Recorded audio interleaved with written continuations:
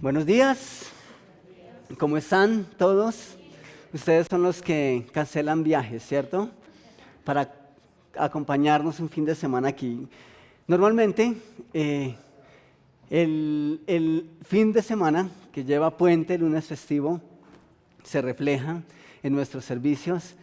No sé si uno debe acostumbrarse a eso, pero sabemos que es así. Bienvenidos esta mañana, si es tu primera vez en este lugar esta mañana. Queremos que te sientas bien y que salgas con la idea o con el deseo de volvernos a acompañar. Ese es nuestro deseo.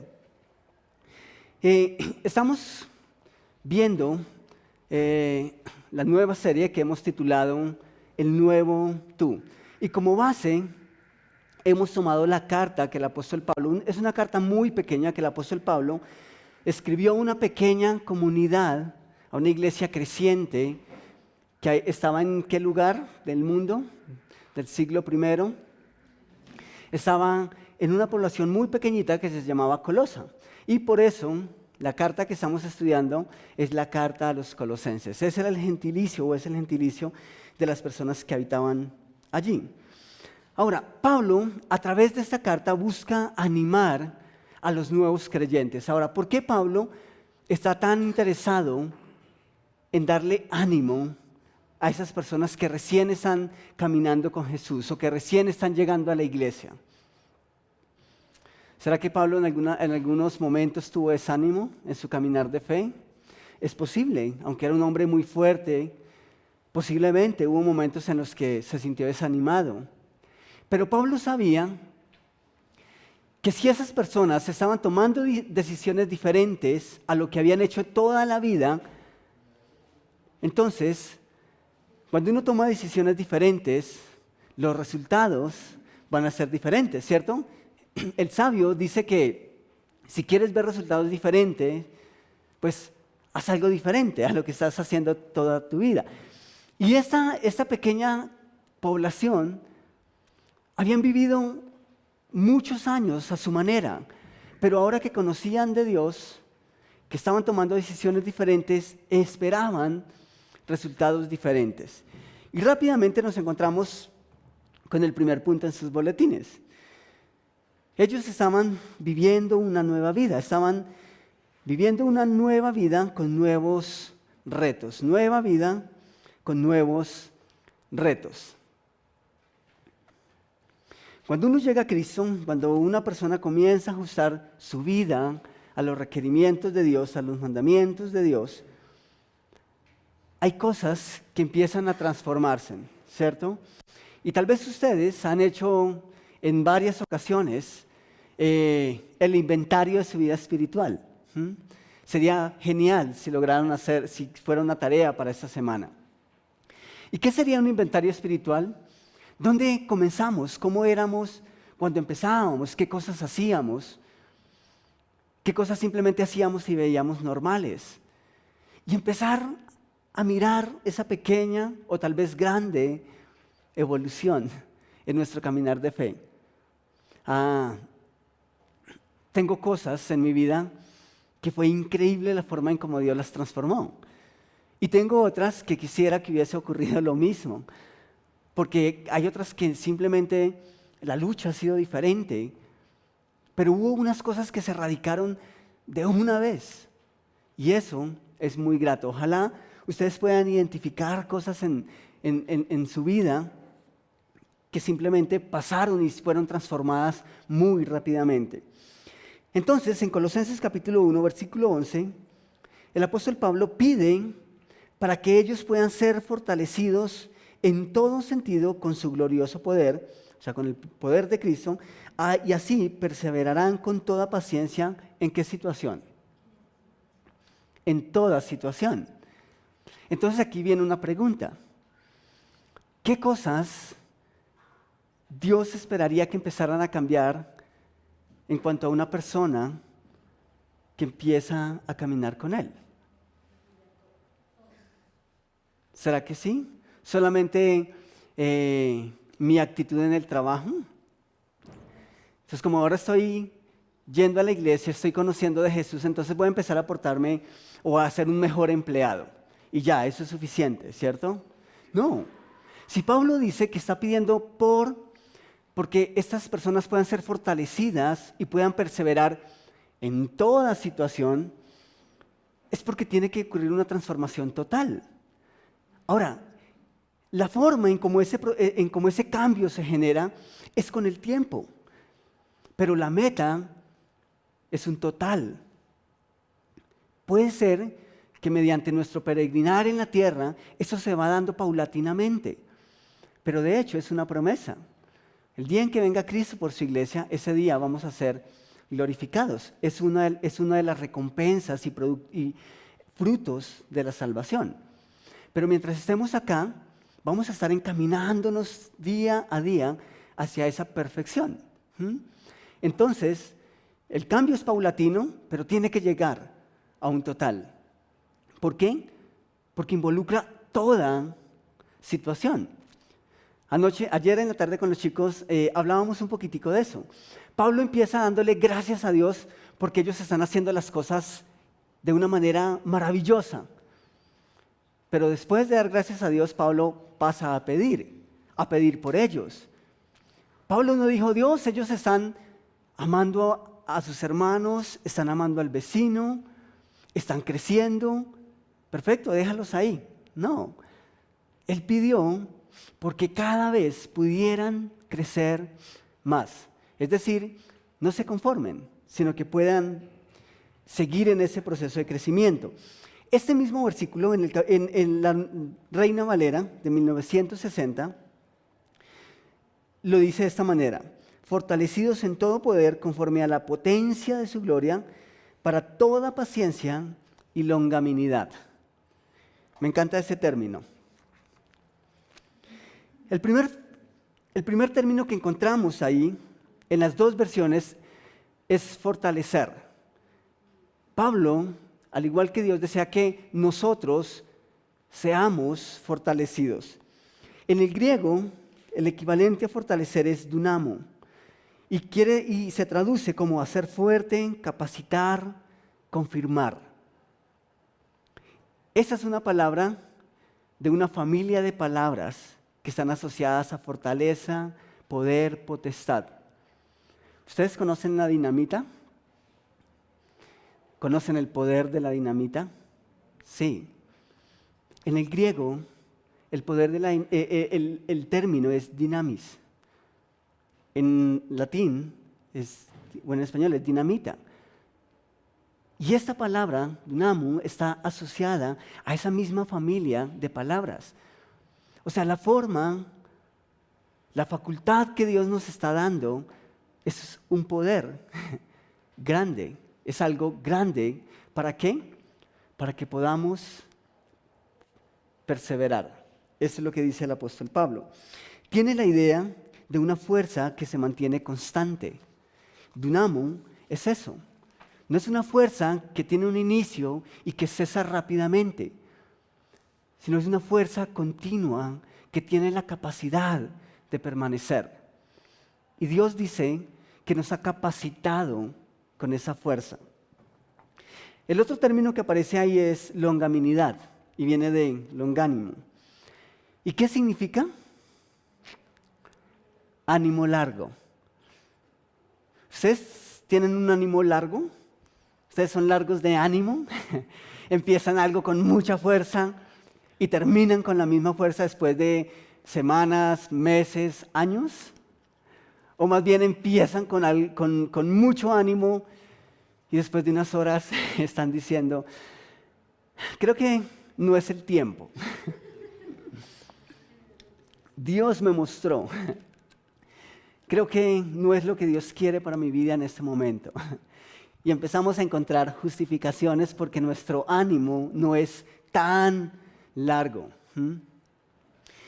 Ánimo largo es la definición por excelencia, es la definición más contundente. Pero ¿saben? Uno de los sinónimos de longánimo es imperturbable. Y eso es profundo, me encanta. Eso es algo que me llama mucho, mucho la atención. ¿Han conocido o conocen ustedes personas que no las perturba absolutamente nada? Más allá del sueño, ¿no? Que hay personas que caen, cierran los ojos y no los perturba absolutamente nada, ni nadie. Entonces decimos, tiene un sueño imperturbable. Ni el vecino con el equipo a todo volumen a las 3 de la mañana lo puede despertar. Pero imperturbable tiene esa idea de que vamos en una dirección y absolutamente no nos distrae nada, ni nadie. Eso es genial. ¿Se imaginan ustedes donde nosotros realmente lográramos experimentar y explotar esas facultades al 100%? No nos detendría nada. En definición, lo que eso quiere decir, lo que ese longánimo quiere decir, lo que es imperturbable quiere decir, es que Dios nos capacita para que nada ni nadie nos pueda perturbar. Nos capacita para que nada ni nadie nos pueda robar la paz. Nos capacita para que nada ni nadie nos pueda quitar la esperanza. Eso es lo que Dios le está escribiendo, lo que Pablo está escribiendo a esos bebés espirituales. Genial. Siguiente punto de sus boletines, Pablo dice, para que sean fortalecidos con todo poder conforme a la potencia de la gloria de Dios. ¿Y qué tiene que enseñarnos esto? Mucho. Entender esto es crucial y es de suma importancia. Y quiero valerme de algunas imágenes que ustedes conocen para tratar de ilustrar lo que Pablo nos quiere enseñar con estas palabras. ¿Conocen ustedes ese elemento? ¿Cómo se llama? Cuerno. Se supone, según la mitología griega, es el cuerno de la cabra con la que le dieron leche al dios Zeus. Eso tiene una connotación para ellos muy profunda, pero el nombre en español es tan cerquita, es cornucopia. Cornucopia. ¿Hay otra imagen, Santi? Es la misma cornucopia. ¿Recuerdan de qué está llena la primera? ¿Monedas de qué? De oro, riquezas. Eso es sustento, es provisión. Cornucopia, básicamente es símbolo de prosperidad y abundancia. Eso era lo que significaba para los griegos. Ahora, hay otra imagen. ¿Conocen esa imagen? ¿Cierto? La llevamos aquí en lo más profundo de nuestro corazón. ¿Notan ustedes la imagen? No tenemos una, tenemos dos en nuestro escudo. Es símbolo patrio. La verdad, hasta esta semana me di cuenta. Estaban ahí. Siempre creí que era el sombrero de un soldado, algo así. Pero está ahí. Bueno, sí está más abajo, es como una boina. ¿Hay otra imagen, Santi? ¿Han visto esa imagen? Esa es una de los emblemas o los símbolos emblemáticos del gobierno actual. ¿Por qué todo eso? Yo me pregunto qué sociedad no anhela ser próspera, ¿cierto?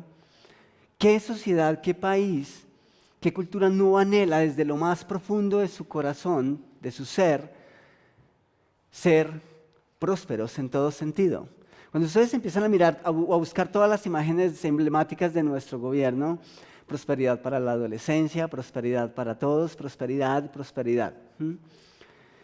A veces eso no se ve, pero es una consigna. Todos deseamos la prosperidad. Y ¿saben una cosa?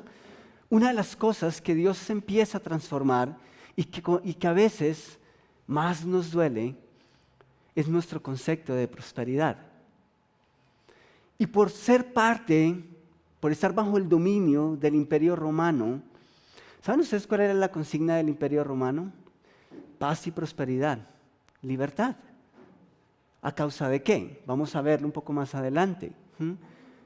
Pero ¿qué habían hecho esos judíos tal vez que habían sido adoptados, o mejor, subyugados por el Imperio Romano?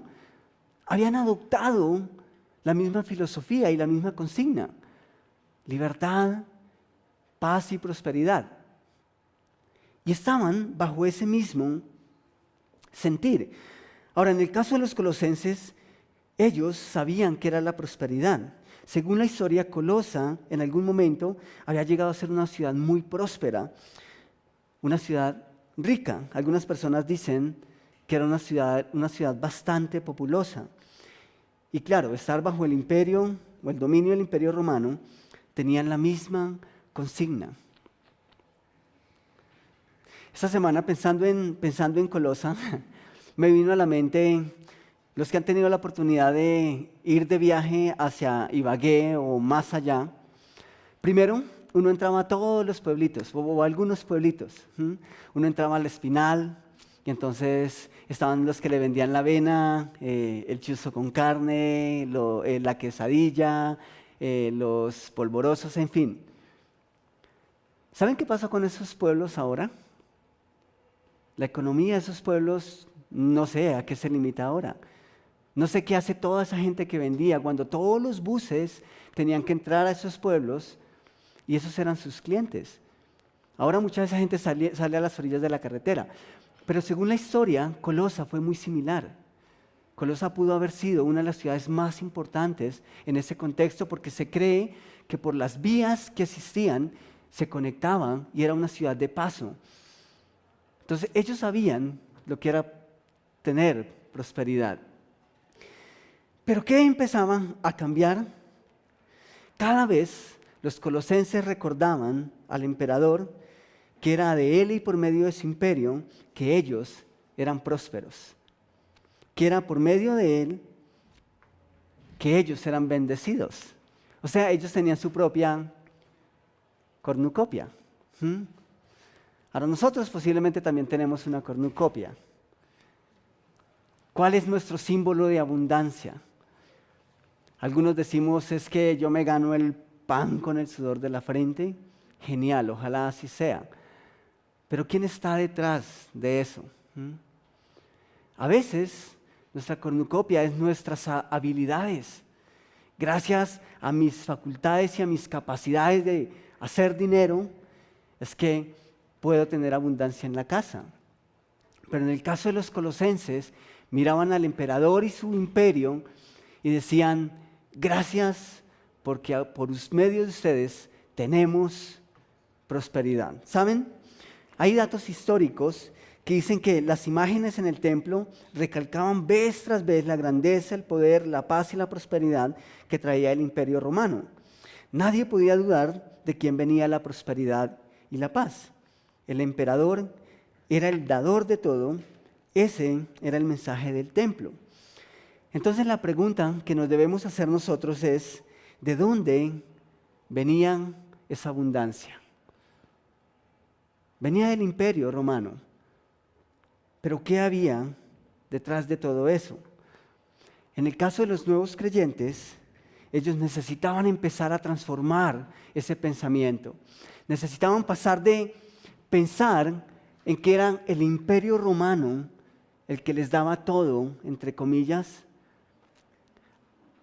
y empezar a alimentar la fe que les decía que Dios era el proveedor de todo. Ahora, no sé en sus vidas qué tan difícil fue eso, pero para mí fue bastante difícil. Y a veces no se refleja, o uno no lo dice directamente, pero se refleja en el diario vivir. Se refleja cuando a mí me cuesta darle a Dios lo que es de Dios. Se refleja en ese tipo de cosas. Entonces, ese era un pensamiento que necesitaban comenzar a cambiar. Y Pablo, sabiendo la necesidad de prosperidad y bienestar, Pablo no les dice que abandonen esa consigna. Pablo en ningún momento les dice, ustedes tienen que olvidarse de la paz, olvidarse de la prosperidad, olvidarse de la libertad. No, Pablo no les dice eso en ningún momento. Pero a cambio de eso, les dice, ustedes necesitan darle la honra a la persona adecuada. Ustedes necesitan direccionar su honra, su respeto, sus agradecimientos a la persona indicada. Entonces no les dice, abandonen esa consigna, sino que les piden que tengan claro de quién viene la abundancia. Y eso es diferente. Y de paso, les cuenta por qué Jesús debe ser el Señor de nuestras vidas, el Señor de nuestra paz y de nuestros anhelos. En el capítulo 1 de Colosenses, versículos 15 al 16, leemos que Pablo les dice, Él, o sea Jesús, es la imagen del Dios invisible, el primogénito de toda creación, porque por medio de Él fueron creadas todas las cosas en el cielo y en la tierra, visibles e invisibles, sean tronos, poderes, principados o potestades. Todo ha sido creado por medio de Él. ¿Y para quién? Y para Él. Uso exclusivo de Él. Ahora nosotros somos uso exclusivo de Dios. Pero en nuestro diario vivir, ¿alguien más nos usa o nos utiliza o prestamos nuestros servicios a alguien más? Es posible que sí. Los colosenses lo hacían. Ellos reverenciaban al emperador y está bien. Por cuanto era su amo, debían respetarlo y debían darle honor. Pero él no era el Señor. Y eso es lo que Pablo les está diciendo ahorita. Hay un Dios por encima de cualquier otro rey. Y resulta que ese Dios es el creador de todo, sustentador de todo, es porque todo se sostiene por medio de Él. Entonces necesitan empezar a cambiar ese pensamiento. Ahora, con esas características que Pablo da de Jesús, ¿es difícil confiar en alguien así? ¿Sería más fácil seguir confiando en el emperador romano o en el imperio romano? Uno creería que no. Uno diría, no, es muy fácil confiar en alguien así. Pero en la práctica, a veces es diferente. Pablo dice que Jesús es la perfecta representación del Dios invisible. Entonces podemos confiar en Él. Jesús está por encima de todo y de todos. Podemos confiar en Él, nuestro futuro, porque tiene la potestad para cuidar de nosotros. Podemos confiar en Jesús porque Él creó todo. Y eso significa que sabe perfectamente cómo funciona. Significa que también nos creó a nosotros, a ti y a mí. Y sabe perfectamente cómo funcionamos y cómo y qué necesitamos. Por eso Pablo dice, ustedes necesitan colocar a Jesús ahora en el centro de sus vidas. Él necesita empezar a ser el centro de todo. Ahora, si Dios está en control, aquí se abre, y si Dios es Dios sobre todo, nace la pregunta del millón. Si Dios es capaz de sostener y todo lo sostiene Él, si la tierra sigue en órbita, dado la actividad de Dios, ¿por qué no parece estar en control todo? Porque a veces miramos y parece que no todo está en control.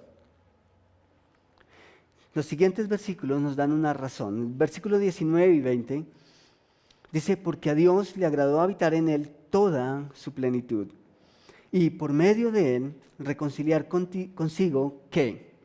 ¿Cuántas cosas? Todas las cosas.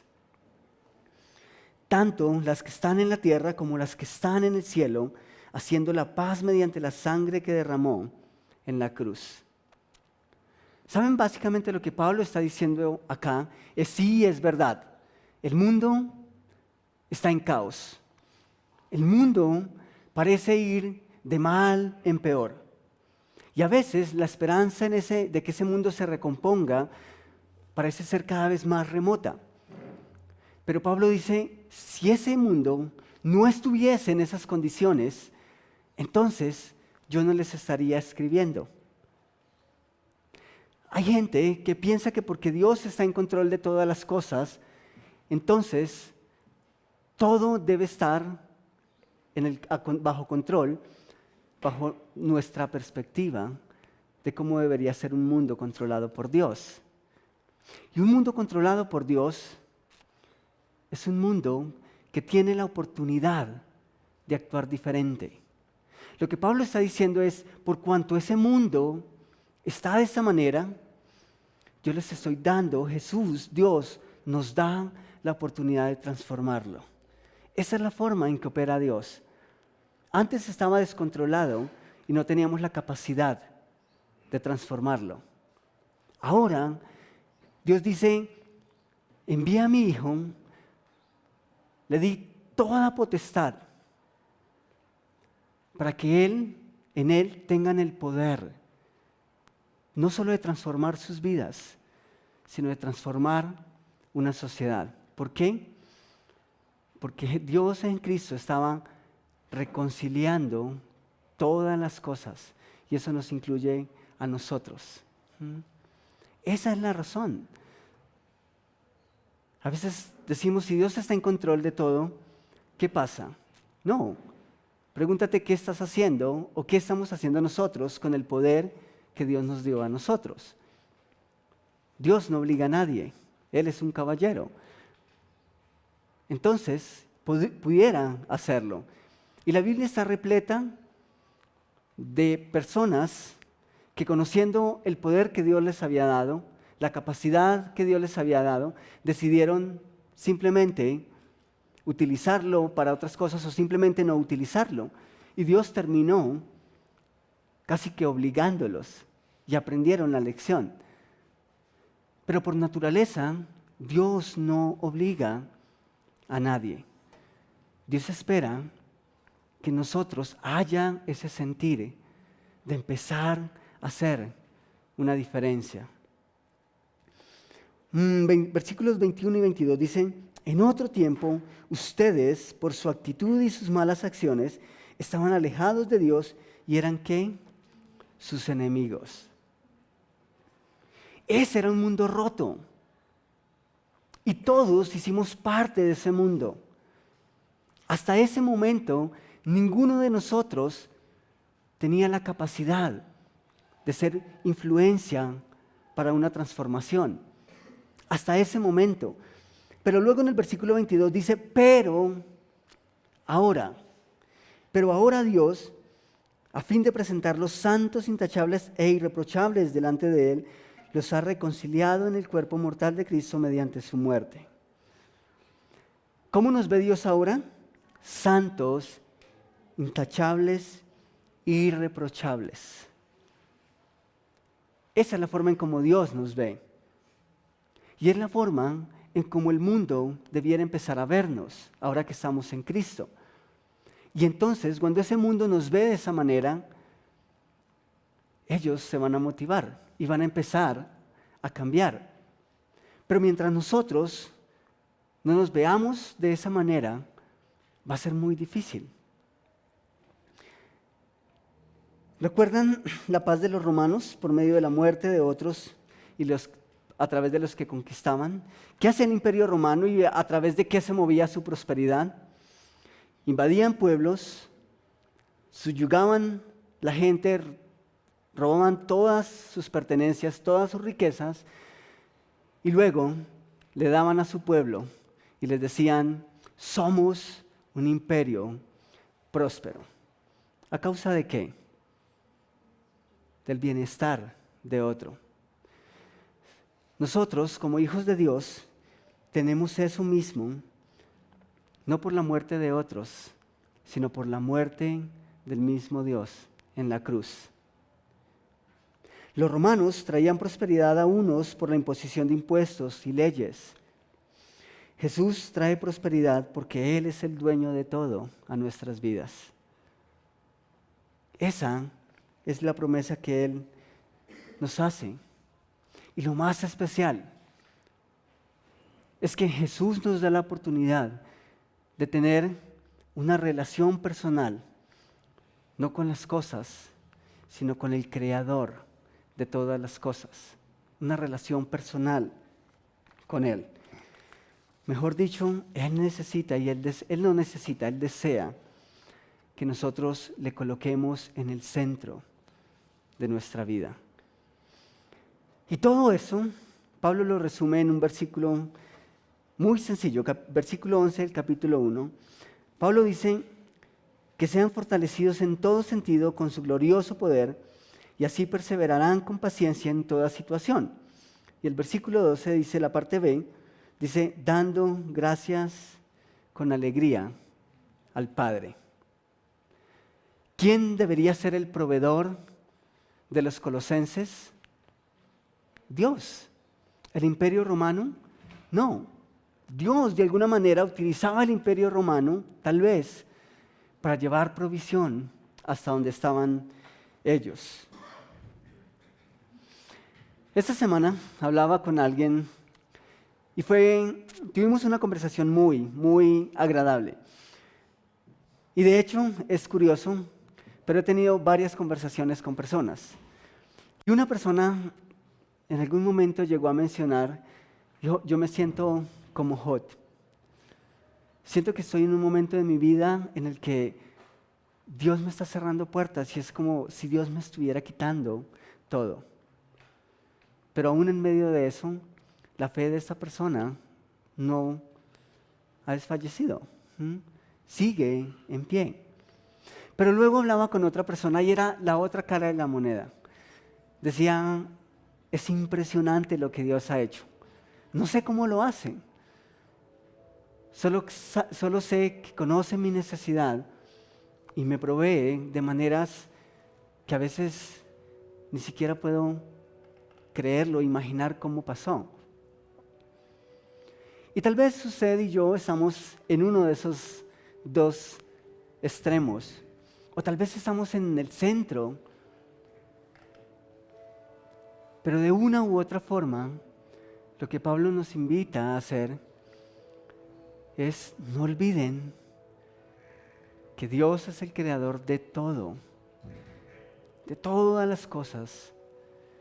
Fueron creadas por Él y para Él. Y no hay un mínimo detalle, no hay un detalle lo suficientemente mínimo y significante para que Dios nos pueda colocar su atención en Él. Solo con el propósito de que nosotros logremos mirar y entender que Él es el que nos sostiene. Ese es el mensaje del apóstol Pablo a través de la carta a los colosenses.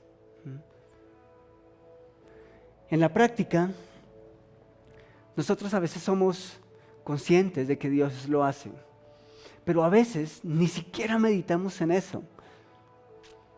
A veces ni siquiera somos conscientes de decir, Dios, gracias porque me diste un trabajo, porque trajiste provisión a mi casa esta semana.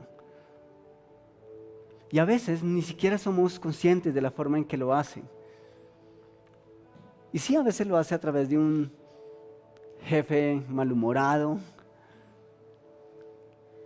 pero Dios es fiel.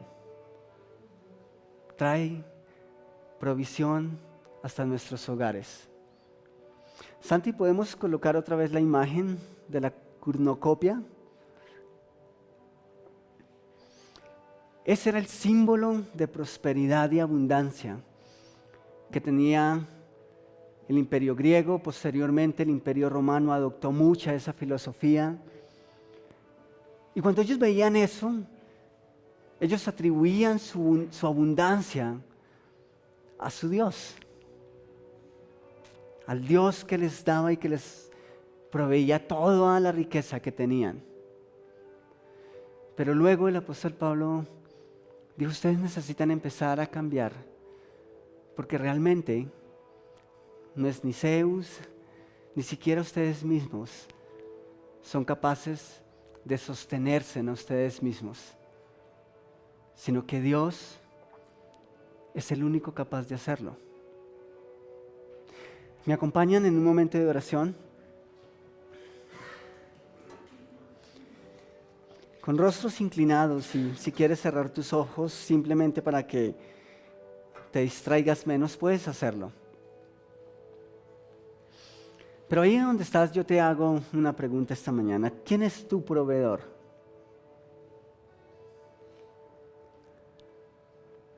¿En quién descansa tu esperanza? Para los colosenses, para estas personas que recién habían llegado a la iglesia y estaban enamorados de Dios, para ellos toda su provisión, toda su abundancia, todo lo que necesitaban tenía nombre, y era el Imperio Romano. Nuestra prosperidad depende del Imperio Romano. El cuidado de nuestros hijos depende del Imperio Romano. La provisión para nuestras esposas depende del Imperio Romano. Y Pablo, de una manera muy poética,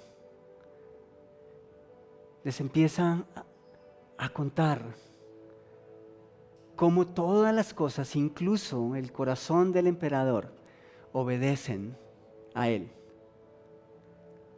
De tal manera que cada vez que ellos reciben algo, de tal manera que cada vez que usted y yo recibimos algo, nosotros podamos mirar al cielo y decir: gracias, Padre, porque sabemos que esto viene de ti y de nadie más.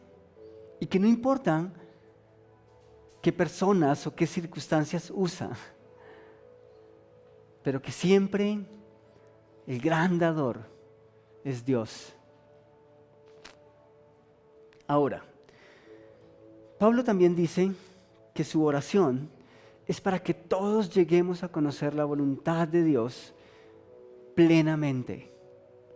Pero también la Escritura dice que no hay manera de conocer a Dios plenamente si nosotros no abrimos nuestro corazón a Él.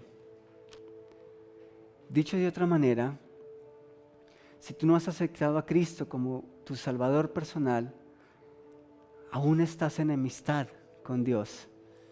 Es lo que leímos hace un instante. Antes éramos enemigos. El antes y después está marcado por la decisión que nosotros tomemos de aceptar a Cristo en nuestro corazón como el único Señor y Salvador de nuestras vidas.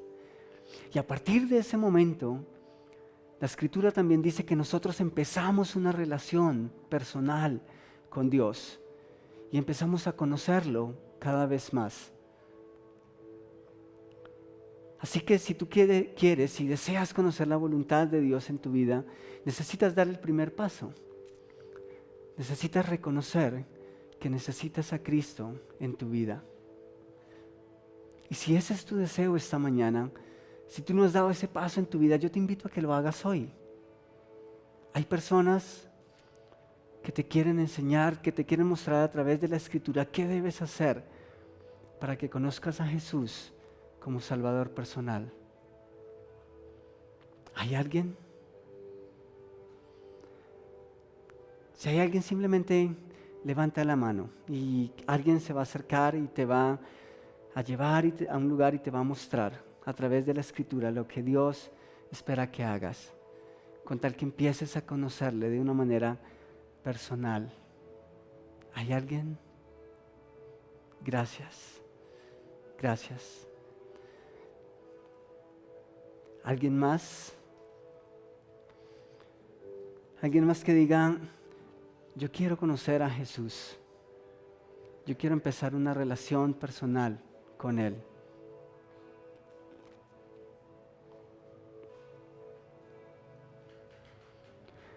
Padre, recuerdo ese día en que pude sentir que nuestra enemistad estaba solucionada, porque tú me mostraste la necesidad de que Cristo fuera el centro, que estuviera en el centro de mi vida. Y ese día pude experimentar lo que significa conocerte, lo que significa quitar esa venda de todo pasa porque yo lo quiero, porque yo lo hago posible. Todo depende de mí. Yo te doy gracias por abrir mis ojos, como cantábamos hace un rato. Por abrir los ojos de mi corazón y ayudarme a verte. Y Padre, tú sabes que en ese camino hay muchas cosas, muchos pensamientos que necesitan ser transformados todavía. Y que al igual que los colosenses, les llevó un proceso, pero creo que finalmente ellos lograron transformar su mente. Por ende, sus acciones y su vida tuvo resultados diferentes.